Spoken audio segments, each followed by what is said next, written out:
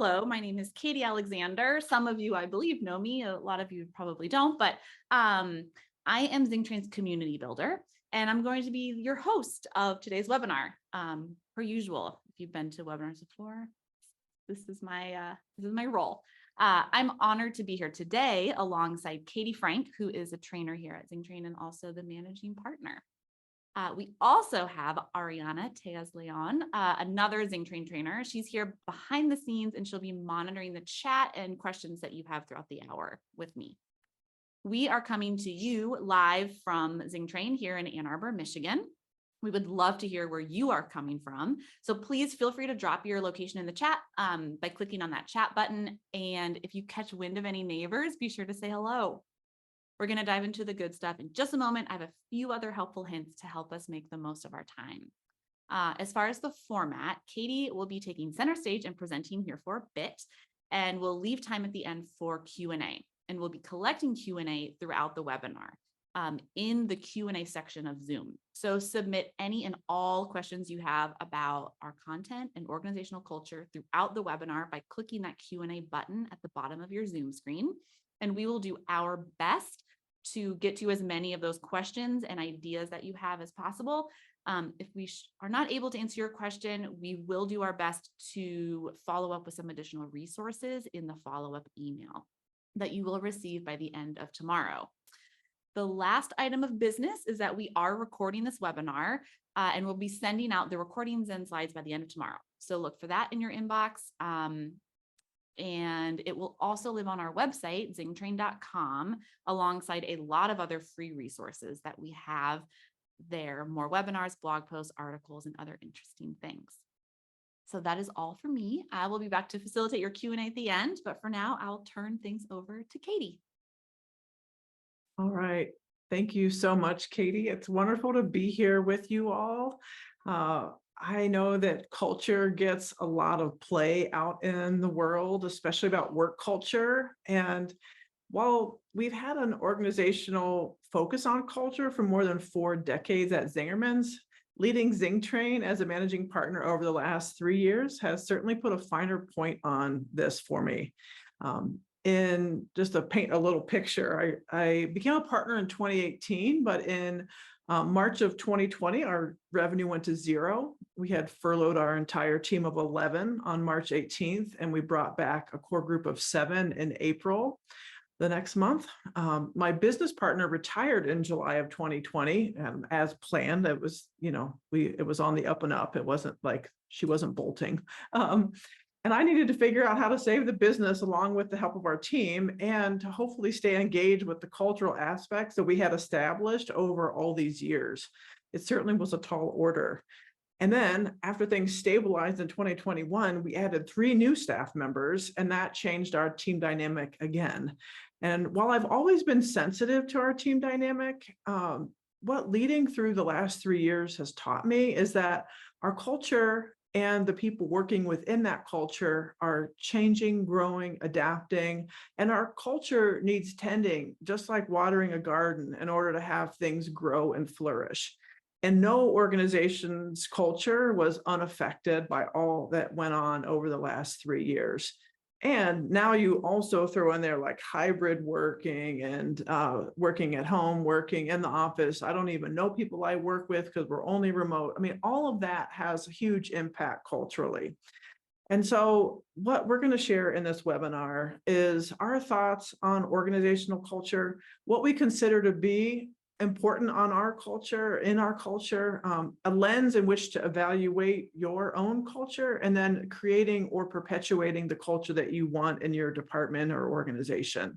We will have a little bit of time for you to reflect on your own culture and how to create or improve the culture within your own department or organization. So if I do my job well, I'm probably going to generate more questions and be able to answer in this time. And just so like Katie mentioned, the other Katie mentioned, we will work to answer those questions, even if it's after our webinar today. All right, what you can expect during our time, I'm going to cover the 5 elements of building organizational culture, talk about how to utilize those to strengthen your culture, and then where to begin making tweaks to the culture at your work or in your place of business. Okay, so defining culture. So here's one definition that's more like from a Merriam-Webster, if you will. So a set of shared attitudes, values, goals, or practices that characterizes an institutional organization. And then Ari, our co-founder, introduced us to Marcus Collins, who's got a new book called For the Culture. And in there, he talks about cultural scholar Raymond Williams, and he provided a really useful and contemporary perspective on culture that you see on the slide there. And some things that I really like about this quote, it's the ways in which we interpret the world and make sense of it, and this meaning-making system. So interdependent principles and mechanisms that all inform each other, which collectively influences practically everything that we do because of who we are and how we see the world. So that kind of reinforces what I was sharing a little bit ago about the people that work within your department or organization make up your culture. And so as those people grow and change, then it's going to impact your culture. And hopefully we're kind of ebbing and flowing and creating, I wouldn't say guardrails as in the right terminology, but maybe how we think about our culture and what is important to us about our culture can help us make sure that it is moving in ebbing and flowing in a direction that we find to be aligned with where we want to go. All right. So quickly, thinking about cultural anthropology. So I just gave you two quick definitions of culture, and I want you to think about your own organizational culture and what makes your culture unique. So take a minute and think of yourself as an anthropologist, and what evidence of your organizational culture do you observe on a regular basis? So note customs, cultural elements that you observe, and put some of those into chat. What are some things that you notice about your own culture, evidence of what makes your organization or department unique? Would love to see some of that in chat. What are some things that you observe? And I know that I'm putting you on the spot here, but what are some things that you all observed about your own culture?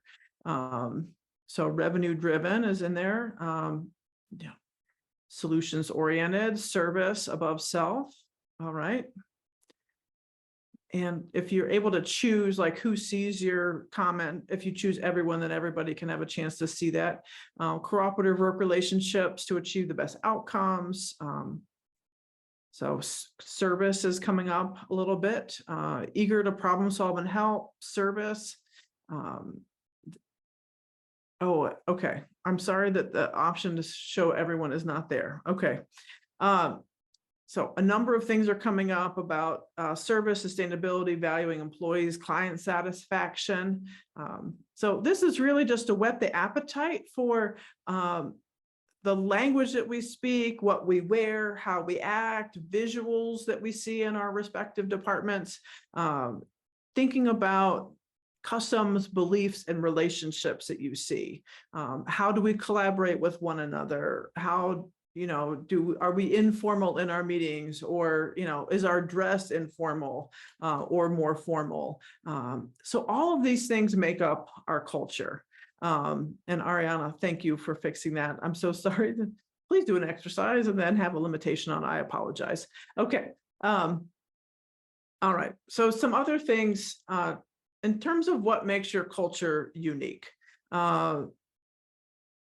What are you afraid of losing if you grow too big, if you grow too fast, obtain new leadership or ownership, have longtime staff members leave? That's one that often comes up. And then downsize or go through tough times.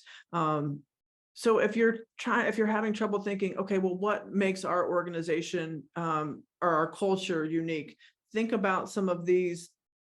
I try not to often start with from a fear-based standpoint, but really we'll continue to come back to what elements do you want to perpetuate about your culture. And so sometimes I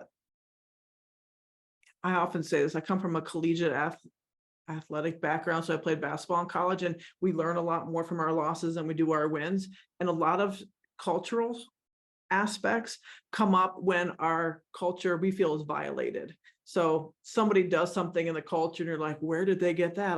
That is not something that I want to make sure that we perpetuate. So we often, in terms of what are you afraid of losing, we think about, okay, if we add that other location, or if we decide to go hybrid on our work, or only remote if we work, how is that going to impact our culture? So sometimes we are driven to make modifications culturally when things are constrained or there is a change in our dynamic. So that is kind of the spirit of like evaluating what are those things we want to perpetuate, in terms of what are you afraid to lose, because then we can get to what do we want to make sure to articulate and perpetuate.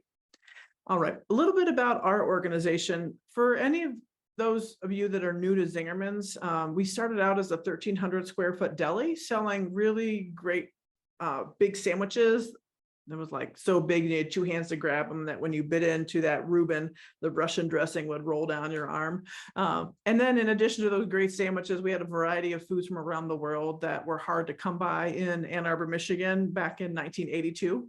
So we're now a community of 10 businesses, all located in the Ann Arbor, Michigan area.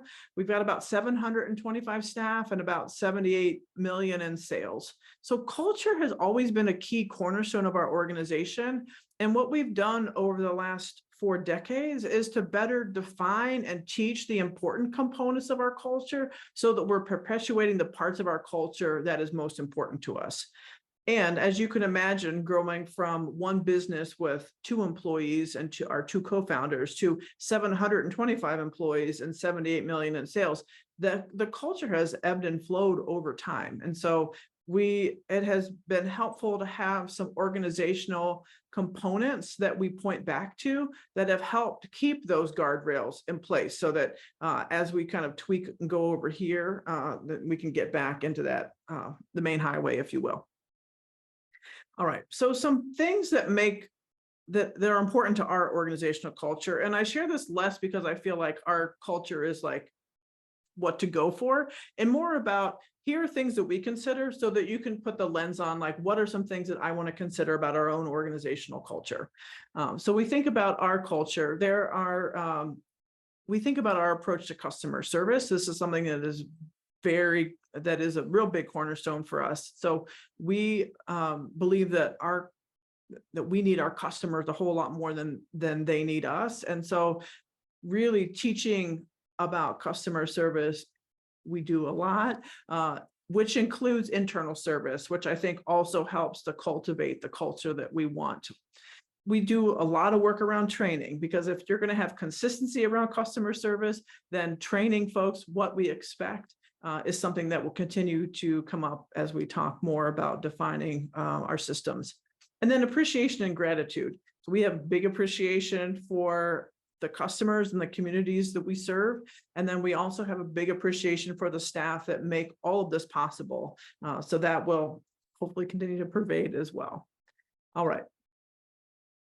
When I talk about this organizational lens, what I'm talking about is looking through these 5 elements. So anytime you're trying to strengthen something in your workplace culture, use these culture sandwich components as an outline or place to start your work.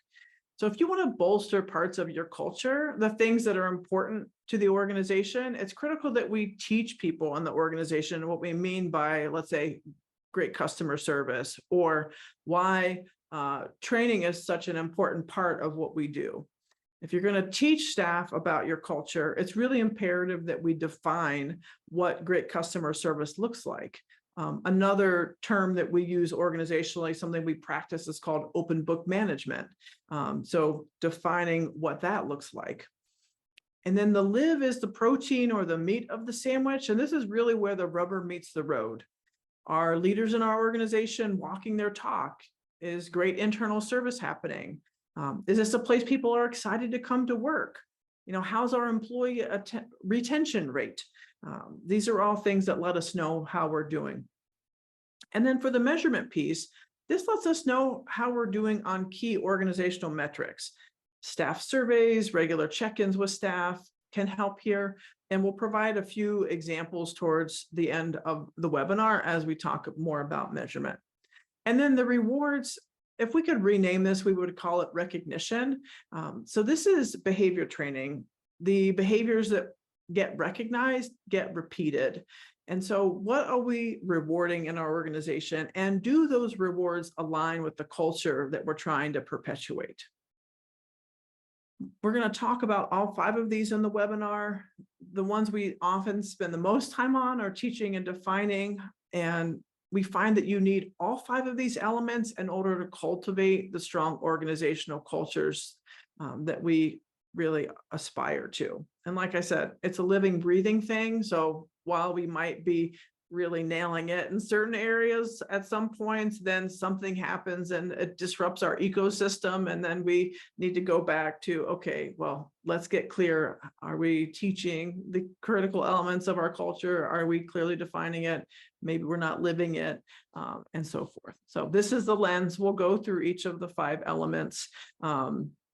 So next, when we think about teaching,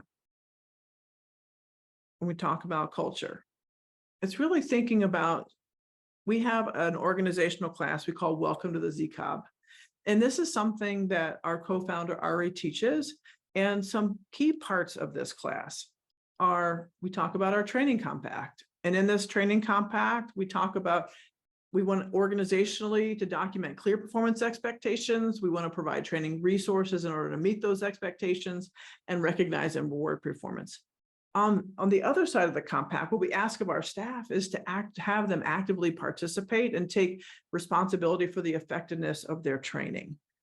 And this is something that is different than other workplaces that I've worked at, where oftentimes create clear expectations is common, but what is not common is to ask the staff to take responsibility for the effectiveness of their training.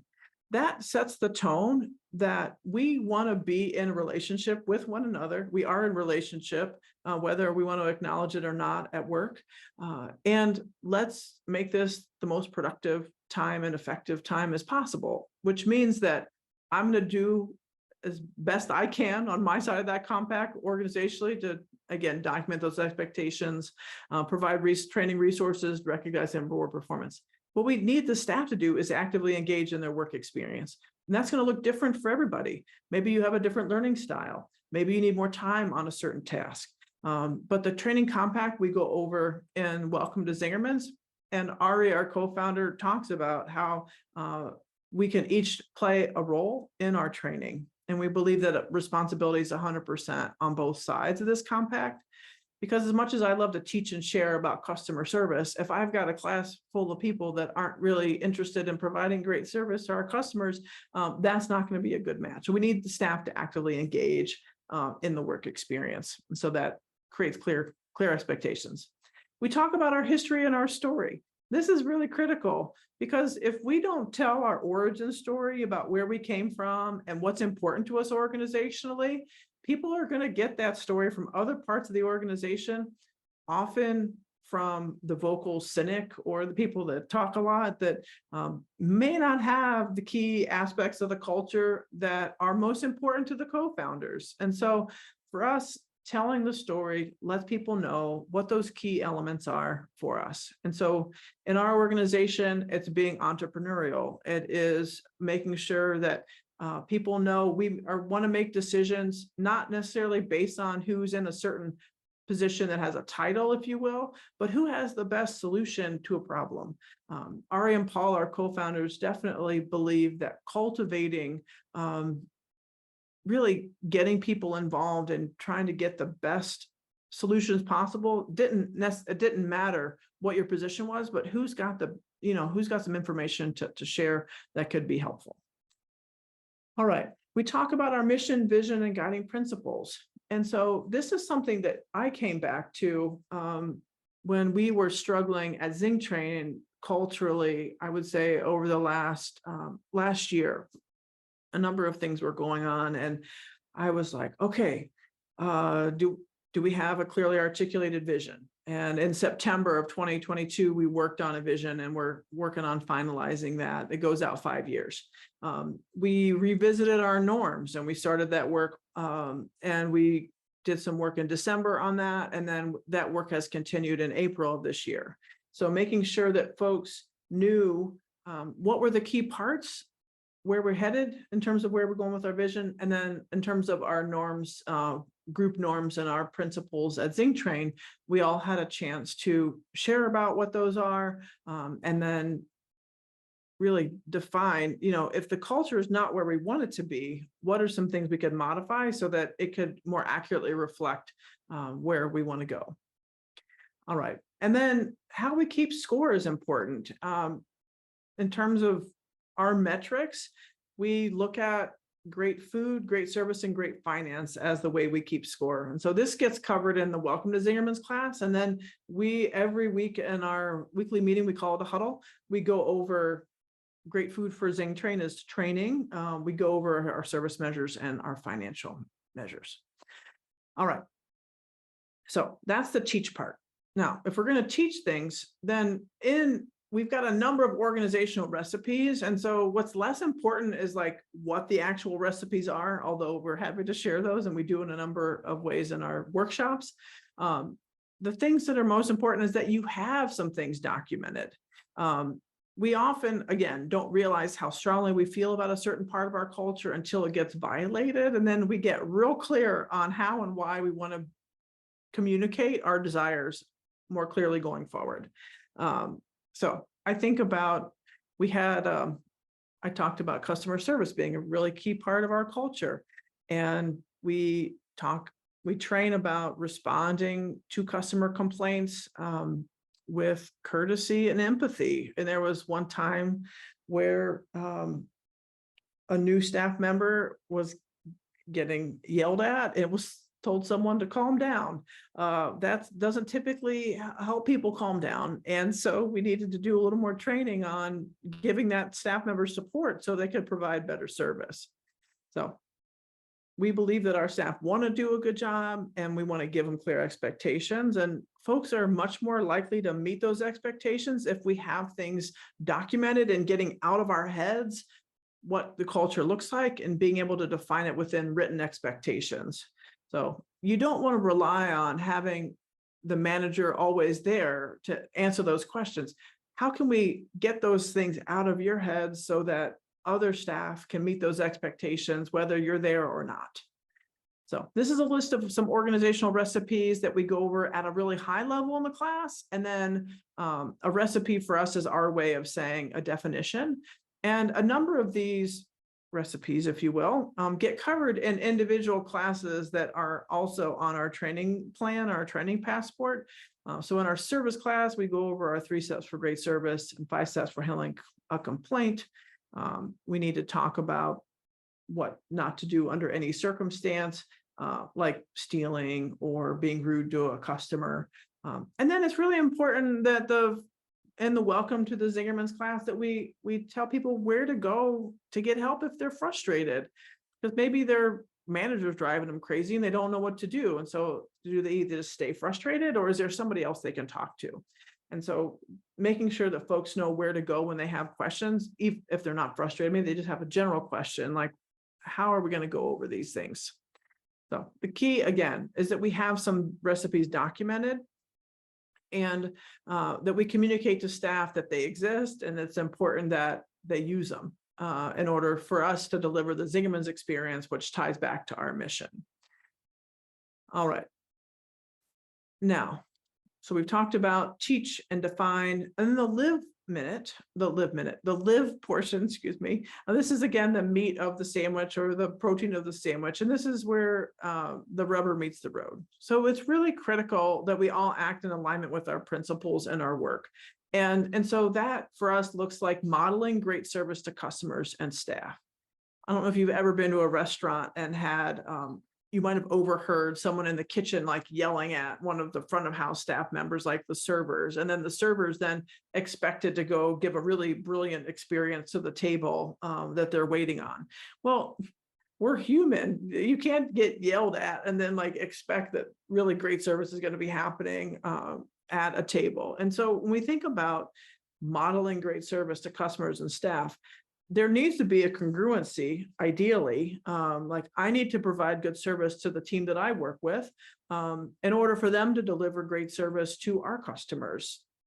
If I'm not giving great service internally, then it's not going to inspire our other colleagues to give great internal service. And then it's going to be harder then to deliver a great experience for our clients. So really start with the leaders and making sure that the leaders are modeling great service, imperfectly so, and owning when things aren't going as well as we'd like, or maybe you need some time personally to handle some things. So owning when that happens. All right. Personal energy management, again, how we show up is important because it rubs off on everyone around us. Even if you're not in a manager role, if you will, we all impact the environment that we're in. And so when I think about what kind of culture I want to work in, showing up and, with an energy that is positive is going to be really important, because if I'm not showing up in a way that I want of the other team members to show up, then how can I expect them to do those things? So making sure that we're aware of how we're showing up really is critical, because we can't deliver a 9 or 10 experience to our clients if our energy is like a 5 or a 6. So ensuring that all staff know the impacts of their energy on the team and how to effectively manage one's energy is really imperative. It's an imperative part of the work. And this is not like be a 10 all the time or don't acknowledge personal challenges. This is, in fact, most definitely acknowledging those things and then asking for help if we're not feeling like we're at an 8 or a 9 energetically. So some things that we often talk about to improve energy are things for self-management in terms of how's our posture? Are we breathing? Is our breathing shallow, or getting enough oxygen to our brains? Smiling and having gratitude can all help.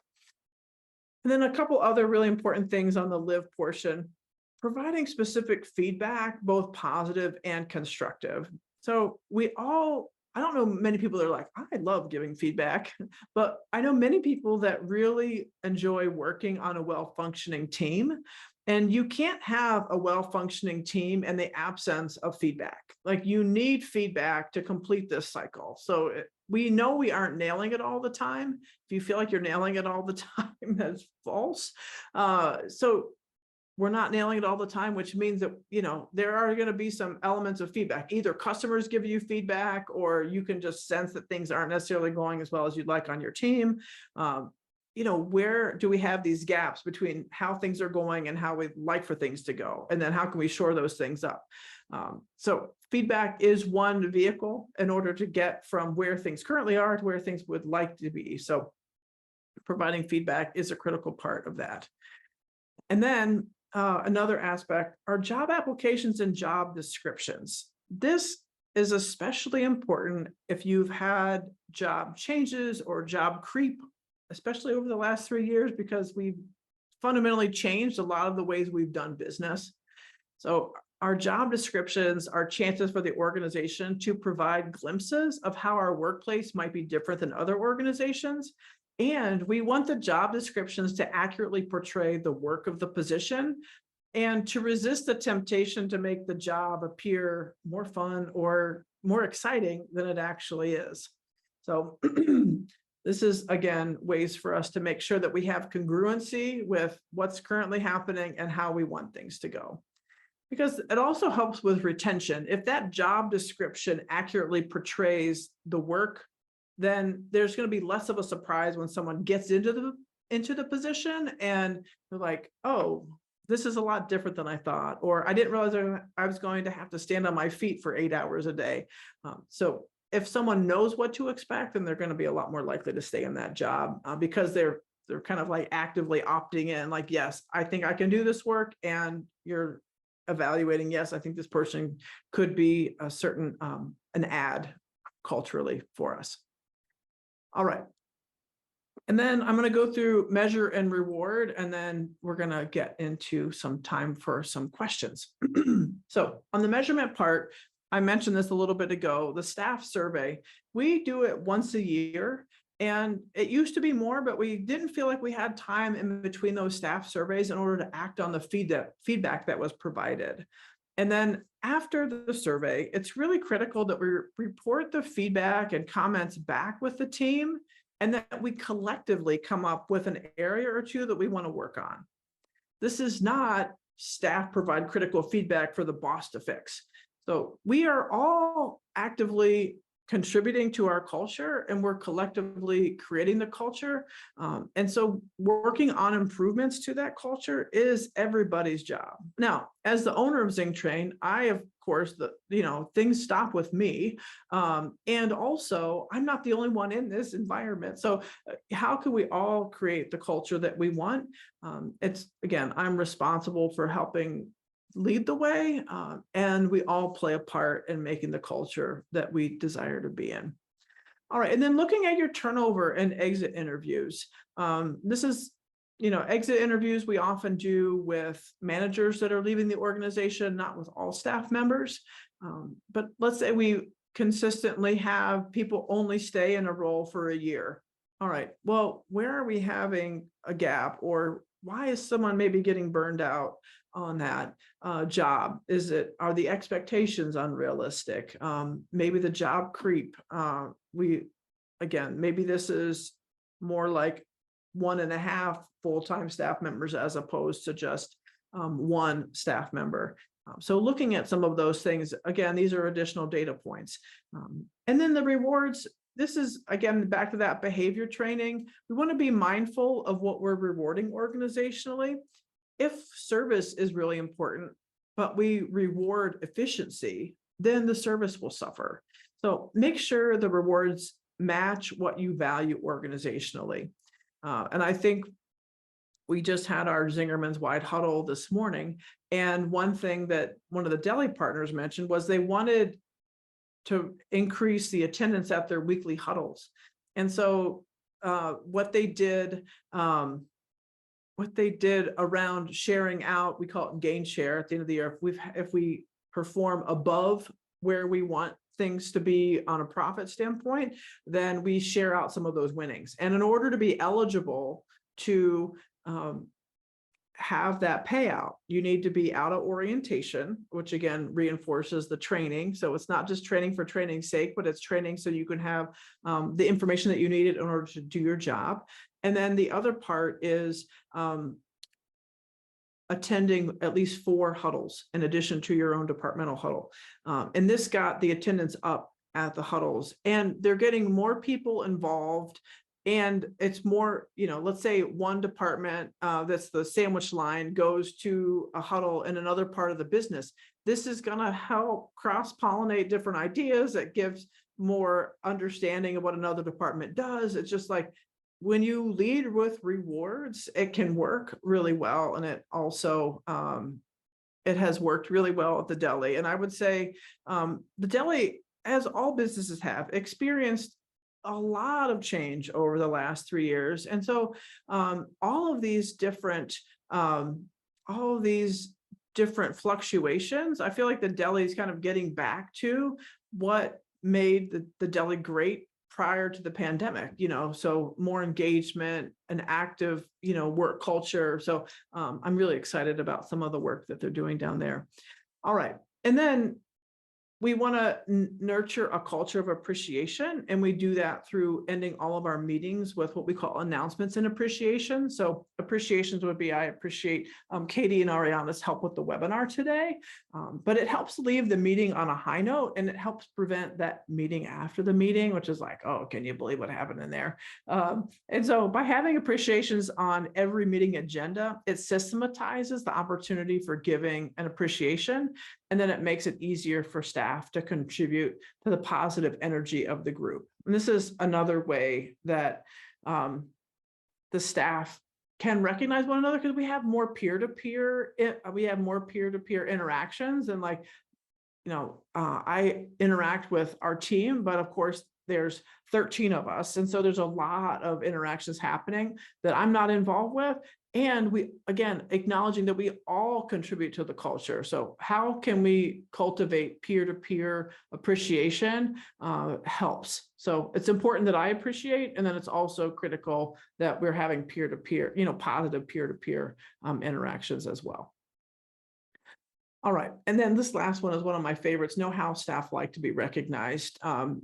We want to recognize folks in the way that's meaningful to them, not how you like to be recognized. And so we had one of my colleagues, I saw in our Zingerman's newsletter that their 15th work anniversary was coming up. And I thought, wow, 15 years, that's a really long time. We should do something.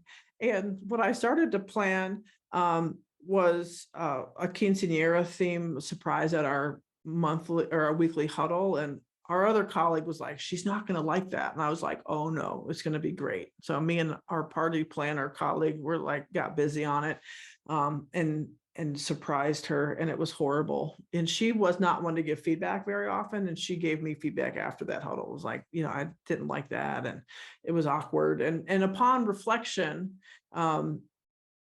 our first step for customer service is figure out what the customer wants. So you can think about this in terms of figure out what the staff want in terms of recognition. I was giving her the party I wanted at 15 years, not the party she wanted at 15 years. So just check in with yourself. If you're feeling like you want to honor a staff member for a big milestone, ask them, how would they like to be celebrated? And then do that, as opposed to, I got in the way of that situation. It was a hard learning, but really helpful. So, all right. Jim asked in the chat, weekly huddles. Our huddles last an hour at ZingTrain. When I worked as a retail manager at our bakehouse, they lasted 30 minutes because we had folks covering for us while the retail staff could be off the floor. I would say the most important thing is that they happen regularly and on the same day. And while it might take some time to get some traction, it is important that they happen at the same time, and there's never going to be like a perfect time. So, all right. I think, well, one bit of homework. Well, let's go to questions and then I'll come back to the homework. So I think there's a couple that have been submitted, and I'd love to hear what those are and get them answered. Hello, I'm back. I am here to ask your questions. So we have a couple. The first one comes from Valerie, and she is wondering how an organization goes about determining guiding principles. That is a great question, Valerie. I would say start with, and we can follow up with some additional resources, because this is something that we do in a workshop. Not in a public workshop, but we've often helped clients help determine what their guiding principles are. And I think the line of questioning I would start with is similar to what we started in terms of the beginning of the webinar. What are the things that, when you can answer affirmatively, I love working here because we, fill in the blank. What is so critical to you that you feel like is a real differentiator between what your organization does and maybe other organizations? Maybe not competitors. Like, you want to really come from a place of authenticity on like, what are those things that you feel like if we were in violation of this, I would have a problem, So I would start with, I think we have 8, we can include them in the follow-up resources. What are the things that you kind of hold so dear that if this weren't a part of the organization, it would feel like we weren't complete? Yes, big question, but a very important thing to think about. Okay, I have a couple of questions from Friedrich. First is, do you have an internal feedback model? And if so, what does that look like? Great question, Friedrich, and it's wonderful to have you here all the way from Germany. We have, so a couple things. If you're talking about a way to deliver internal feedback, a tool that we use, we call it liked best next time. And the way it looks is like after this webinar, for instance, Katie, Ariana, and I will debrief and we'll talk about what did we like best about how the webinar went? And then is there anything we'll do differently next time? If we're talking about feedback, obviously that was probably a poor example. Forgive me. When we're talking about delivering feedback to one another, let's say you have a new staff member and they're training, and at the end of that shift, you would let them know at the beginning of the shift, at the end, we're going to go through like best next time. And so think about one thing you liked about how the shift went, and then one thing you'll do differently next time you work. And the way it looks is, so we get to the end of the shift, and let's say Katie is a new staff member, Katie, my colleague, that's hosting the webinar. And I would say, Katie, what did you like best about how things went today? And then Katie could share, well, I like that I could engage with customers. I had a chance to sample some things. And then I would say, well, what I liked best was that you made a lot of really great eye contact. You followed the checklist during the middle of the day when things got slow. And you came to me when you weren't sure about an answer to that question. And then I would say to Katie, is there anything you'd like to do differently the next time you work? And she might say, well, I had trouble finding this one item in the register and I didn't know how to handle that refund. And so I can provide, then I could say, well, here's some resources in order to where to find that in the register, and just know it's going to take you about 2 weeks in order to get clear on where things are on the register and before you can increase your speed. And then definitely continue to ask the staff when you aren't sure about a question, because it's more important to be accurate than it is to give a quick answer.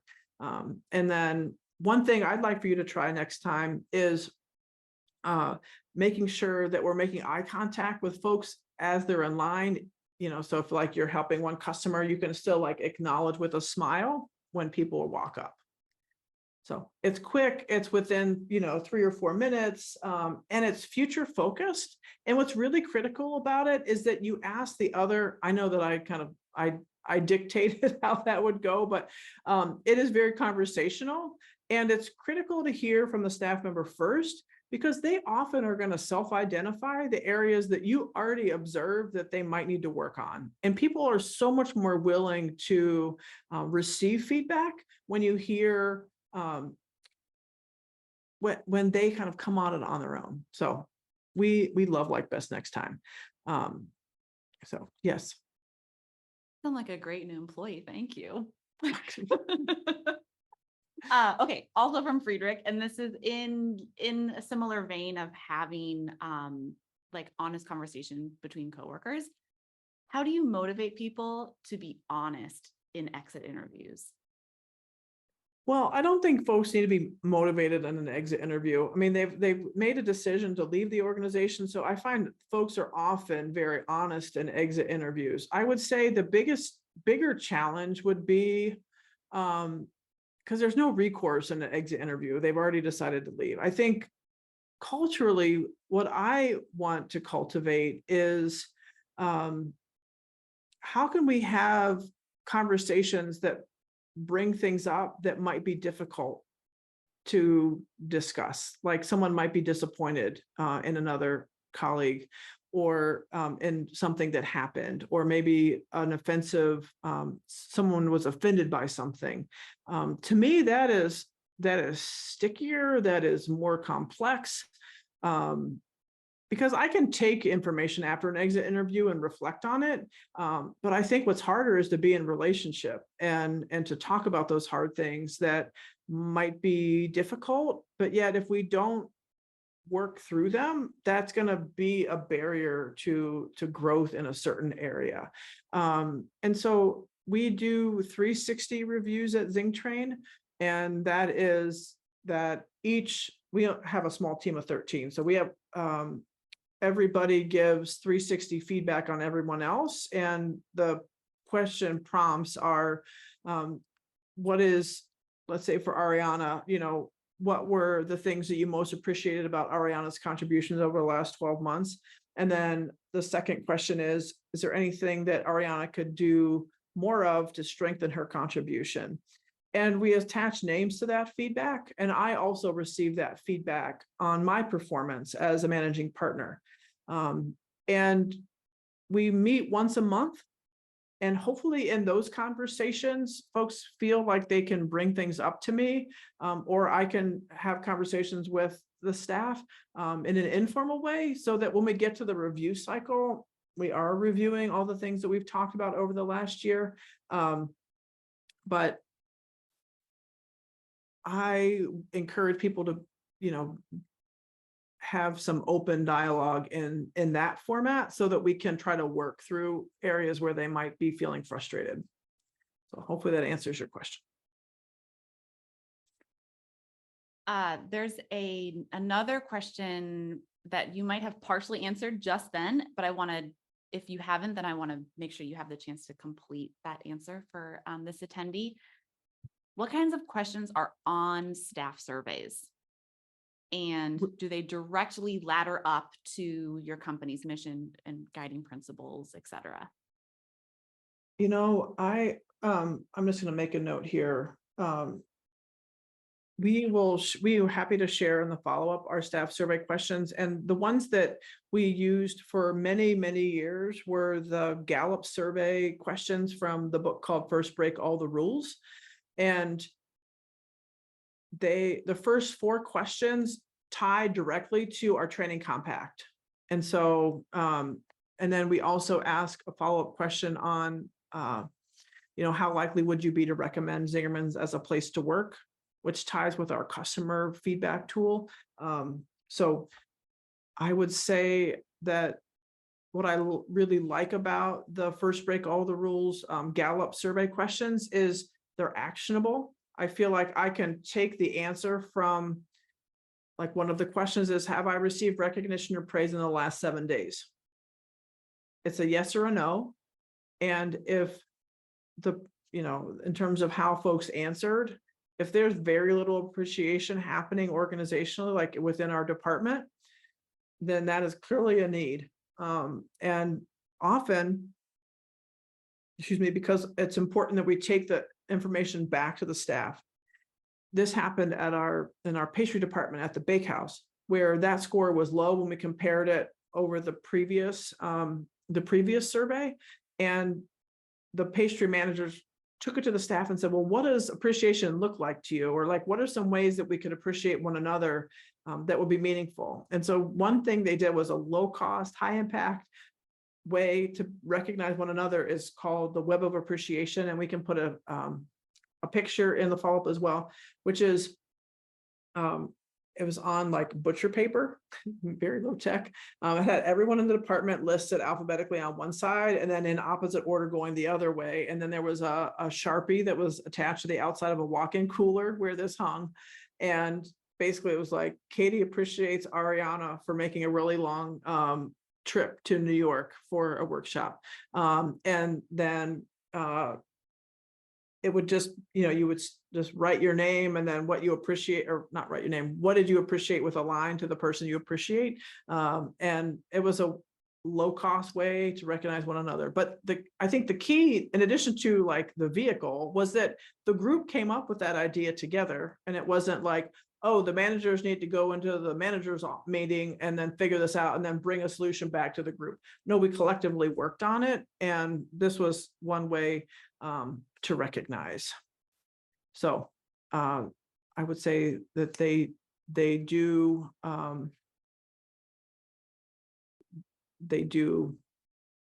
relate to one another. Ladder up might be a little strong, but I feel like it definitely reflects the things that are important to us organizationally. Thank you. Okay, this question comes from Peg. What are the most common barriers that you've seen companies face when trying to create a great culture?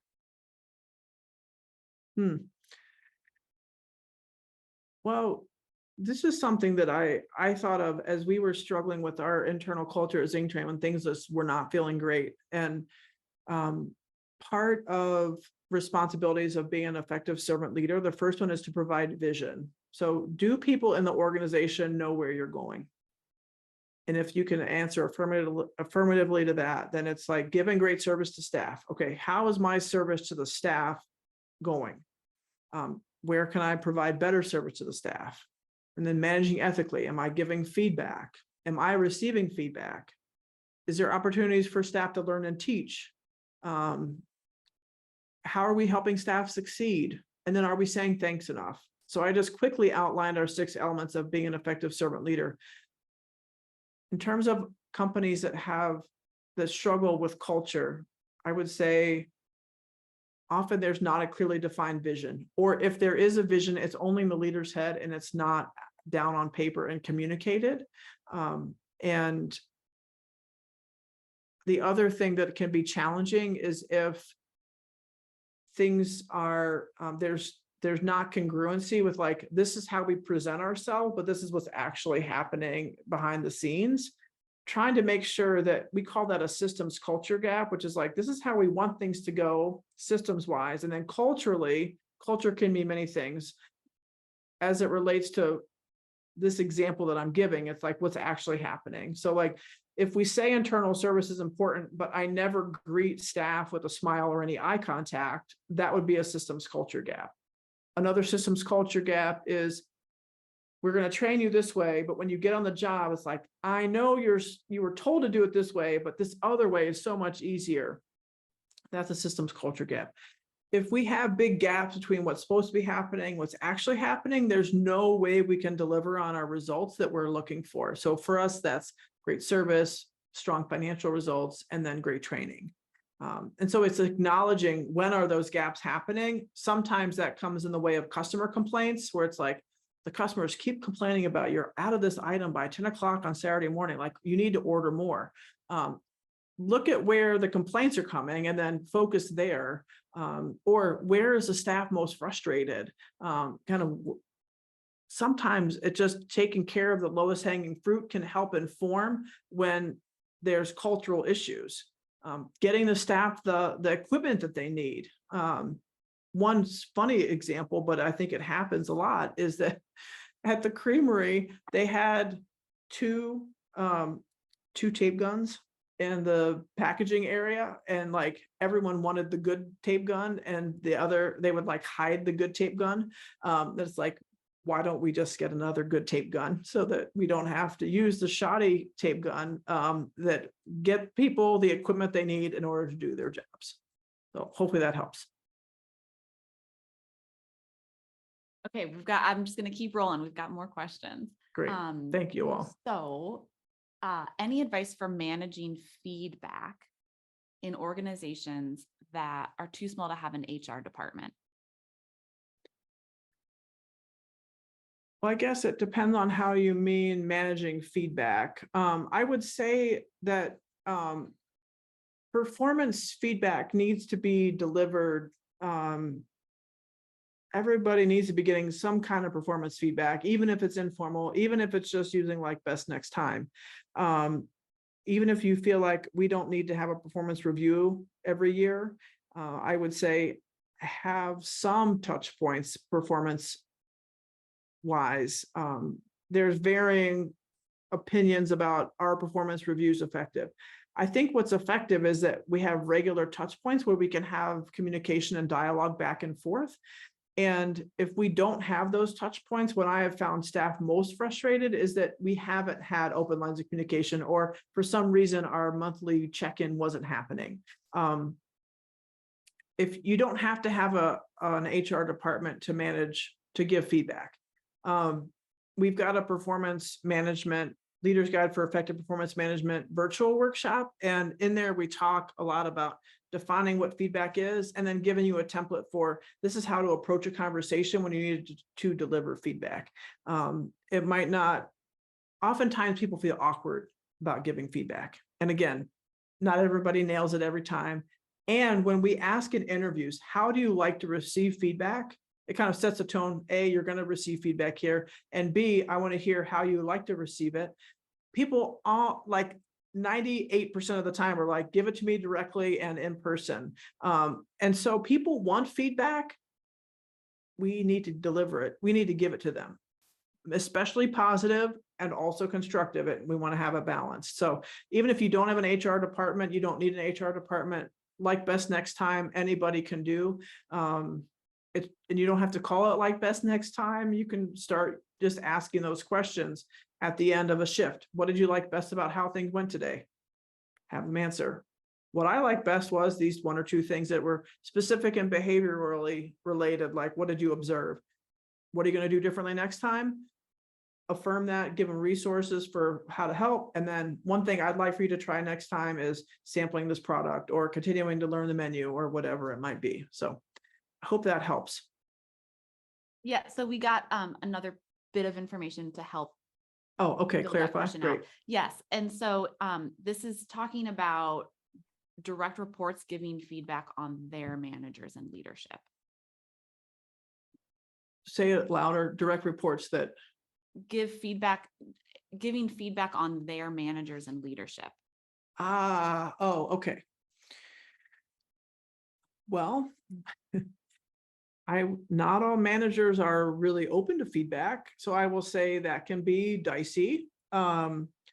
This could be a call that we could have after the webinar, where we could find out more information, and I could give you some food for thought on how to say things in a way that is non-threatening and is focused on the mission of the organization. I will say that when I receive feedback on my performance, when it is tied to our mission or things like the way we measure, so for us, great food, great service, great finance, if I'm in violation of one of those areas or things that I'm doing is making it hard for our team to deliver on those results or our mission about giving a great experience, I am a lot more open to feedback that ties to organizational initiatives, as opposed to, I don't like how you did that, which is, I playing basketball in college, I had a teammate that was an upperclassman when I was a freshman, and she was so helpful because she said, listen to what Coach Foster says, not how he said it. So you might not, as a leader, you might not like the delivery of how someone's sharing something, but always take the kernel of what someone's saying and then reflect on it. So how to give feedback up?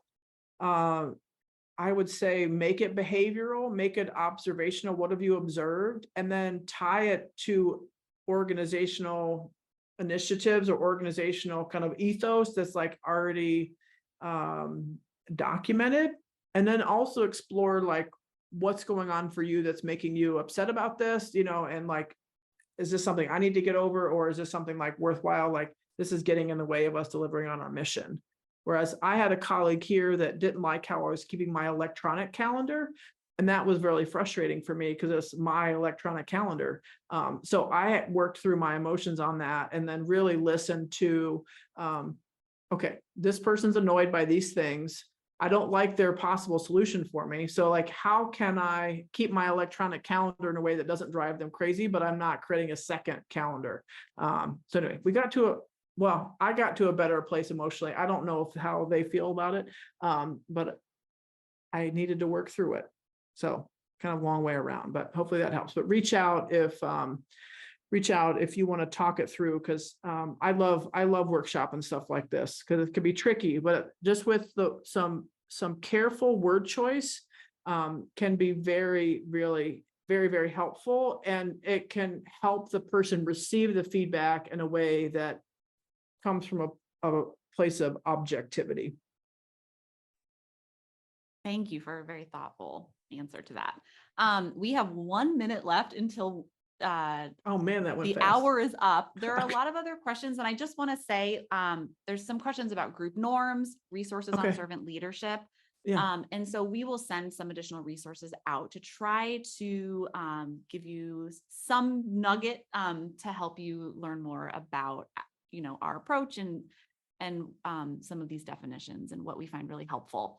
I want to quickly say thank you very, very much for spending the hour with us. And a huge thank you to Katie and Ariana for both spending this time to share knowledge and current thinking, and then also just being behind the scenes like dream maker for people. We would love to hear what you thought of today and what you might like to see for future webinars. We have a quick online form. Ariana is going to drop a link in the chat. If there's a little survey, if you could fill it out, that feedback directly impacts what we do here. And so we would love it if you could take a moment to fill that out. And then again, we'll send out the slides and the recording by the end of tomorrow. And Katie, I will let you wrap things up with the homework. All right, quick homework. Again, this will be in the slides, but think about your own culture. What are the customs or cultural artifacts you want to preserve and perpetuate culturally? And then the other thing that I will say is, I don't know, I'm going backwards. We have a leadership workshop series that's starting on August 14th. And culture is the first workshop, but it really helps to articulate what are the things that are important for you, what are the things that we consider, and it may be helpful if this topic is of resonance to you all. So thank you. We will get answers to your questions, as many as possible, and grateful for you all for being so engaging. So thank you so much. Yes, thank you. See you